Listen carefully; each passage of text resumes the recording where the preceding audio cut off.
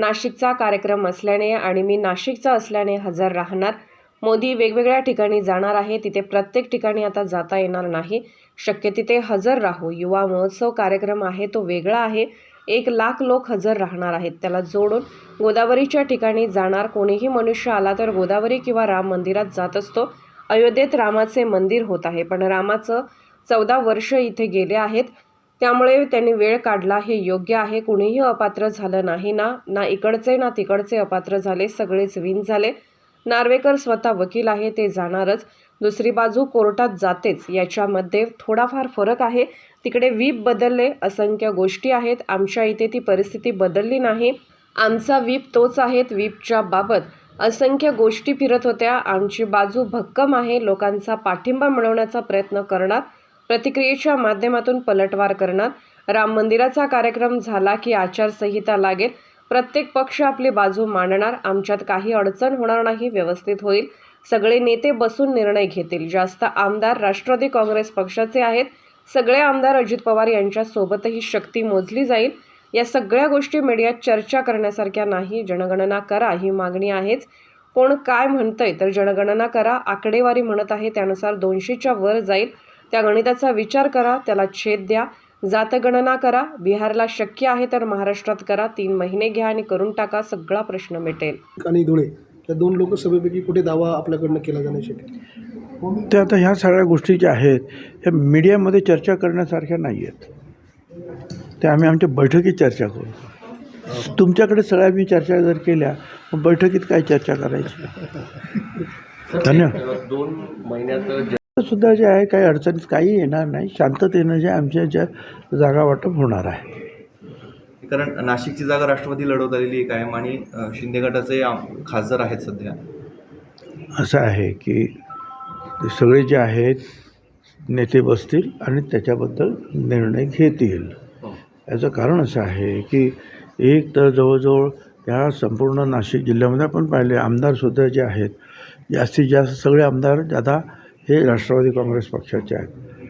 आणि ते सगळे पवारसाहेबांबरोबर न राहता अजितदादांबरोबर आलेले आहेत.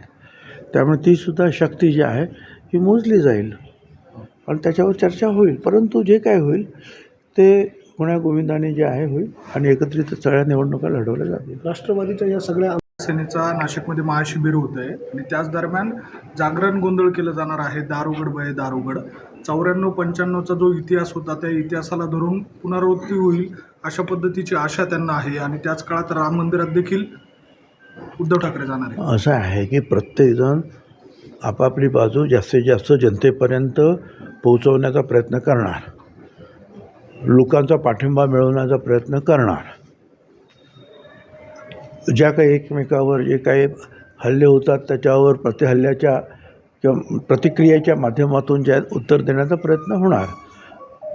आणि आपल्याला सगळ्यांना कल्पना आहे की आता काही महिन्यातच ज्या लोकसभेच्या निवडणूक आहेत आल्याच जवळजवळ निवडणूक. कदाचित आता हे राम जन्मभूमीचा कार्यक्रम झाला की ताबडतोब आचारसंहिता सुरू होईल आणि नंतर मग पुढे ताबडतोब विधानसभेचे आहेत. त्यामुळे प्रत्येकजण जे आहे प्रत्येक पक्ष जो आहे आपली बाजू बळकट करण्यासाठी वेगवेगळ्या ज्या काही वेगवेगळे कार्यक्रम आहेत ते कार्यक्रम करणार. साहेब, महाआघाडी कशा पद्धतीचं संपूर्ण माहोल असणार आहे? आपण स्वतः उपस्थित राहणार आहात का? कारण आजपर्यंत अजित पवार गटाचे कोणी ह्या प्रक्रियेमध्ये कोणी दिसत नाही. ते नाशिकचा कार्यक्रम असल्यामुळे आणि मी असंही नाशिकचाच असल्यामुळे नक्की हजर राहणार आहे. परंतु मोदी साहेब वेगवेगळ्या ठिकाणी जाणार आहेत. त्याच्यामुळे सगळ्याच ठिकाणी तर काही हजर राहता येणार नाही. परंतु एक जिथे असेल व्यवस्था केली असेल काहीतरी त्यांनी हे केलेलंच आहे कलेक्टर कचेरीतून की SP ऑफिसमधून त्याप्रमाणे ते सांगतील त्याप्रमाणे हजर राहू. एकूणच ही मॅच फिक्सिंग होती, सेटिंग होतं असा आरोप ठाकरे गटाकडनं केला जातो आहे. आपण ह्या निर्णयाकडे कसं बघतो? कोणीच अपात्र झालं नाही ना. मग आता काय ना इकडचे कोण अपात्र झाले ना तिकडचे अपात्र झाले. विन विन पोझिशन आहे. आणि स्वतः जे आहेत नार्वेकर हे स्वतः सुशिक्षित आणि वकील आहेत, हो. त्यांचा अभ्यास निश्चितपणे, आणि त्यांना अनेक दुसऱ्या काही अनेक वकिलांनीसुद्धा सहकार्य मदत निश्चितपणे केली असणार. किंबहुना होतीच तिकडे बरेचसे लोक वकीलसुद्धा ते सगळं ऐकायला. त्याच्यामुळे फार मोठा जवळजवळ 1.5 तासाहून जास्त त्यांचं त्या निकालाचं वाचन चालू होतं. हो. उद्धव ठाकरे जे आहेत याच्या विरोधात ते आणि राम मंदिराचं एकंदरीत भांडवल केलं जात आहे असा आरोप होतोय. आपण कसं बघताय? नाही, ते कार्यक्रम आहे तो वेगळा आहे. खरं म्हणजे ते तरुणांसाठीचा तो कार्यक्रम आहे, युवा मोर्चा, आणि त्याला जवळजवळ 1 लाख युवक हजर राहणार आहेत. हो. आता त्यानिमित्ताने ते येणारच आहेत, हो. हो. तर मग तिथे ते मंदिरात वगैरे जाणं किंवा गोदावरीवर जाऊन पूजा करणं, हा त्याला जोडूनच त्याने तो कार्यक्रम घेतलेला आहे. कार्यक्रम खास त्याच्यासाठी ते आले असं ना, ते आले ते युवा मोर्चासाठी, पण आल्यानंतर कोणी मनुष्य नाशिकला काही कामासाठी आल्यानंतर बहुधा हो. तो या मंदिरांमध्ये जातो किंवा गोदावरीचं दर्शन वगैरे घेत असतो. आणि आता परत राम जन्मभूमीचं ते अयोध्यामध्ये आता उद्घाटन पण होत आहे. या पार्श्वभूमीवर रामाचा प्रभू रामचंद्राचा बराचसा काही म्हणजे आयुष्याचा जो भाग आहे, म्हणजे 14-1 वर्ष तो पंचवटीत गेला आहे नाशिकमध्ये. हो. अशा रीतीची जी आहे माहिती आहे किंवा लिखाण आहे किंवा सगळ्यांची श्रद्धा आहे, तर त्यामुळे त्या कार्यक्रमाला जोडून त्यांनी तिथे दर्शन घेणं आणि खास थोडा वेळ काढणं हे योग्य आहे असं मला वाटतं.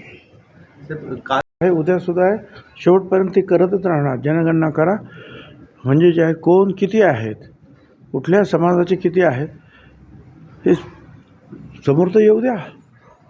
कारण प्रत्येकजण आता माझे एवढे, कोण म्हणतं माझे 40% आहे, कोण म्हणतं 70% आहे, 200%वर जातं आहे सगळं. हां, हे ते नको व्हायला म्हणून करा ना. आमचं म्हणणं असं आहे की 1931 जे आहे सातत्य आहे की OBC जे आहे 54% आहेत, मग परत 20% जे आहेत ते आदिवासी आणि दलित समाजाचे आहेत, हे झाले 74%. मग ब्राह्मण परत आहेत 3%, मग जैन आहेत, अमुक आहेत, तमुक आहेत. बघा ते कसे, मग पुढचं गणित बघा कसं काय ते, त्याचा विचार करा. मग त्या गणिताला जर छेद देणारं वक्तव्य कुठे होत असेल तर आमचं म्हणणं आहे की मग फक्त आत्ताच असं नाही, ज्या वेळेला OBCचा प्रश्न येतो त्यावेळेला हायकोर्ट काय, सुप्रीम कोर्ट काय, मागेसुद्धा जे खानविलकरांचं सुप्रीम कोर्ट एम्पिरिकल डाटा द्या, म्हणजे लोकसंख्या काय द्या, ते द्या, त्यांची माहिती द्या, हे सतत चालूच असतं ना. हे चालूच असतं म्हणून एकदाचं कायदे जे आहे ते जातगणना करा, त्यांची काय परिस्थिती आहे ती माहिती करून घ्या. बिहारमध्ये ते शक्य आहे तर आपल्या इथंही शक्य आहे. आणि तुम्ही आताच सांगितलं की मराठा समाजाचं जे आहे सर्वेक्षण जर 15 दिवसात आम्ही आटोपणार, पुणे महानगरपालिकेचं मी तर असं ऐकलं होतं की 2 दिवसात करणार. आमचं म्हणणं आहे की मग एवढं जर होणार असेल, एवढं झटपट सगळं, तर 3 महिने घ्या, सगळ्यांचंच करून टाका, सर्व समाजाचं, म्हणजे मग भांडणं कमी होतील.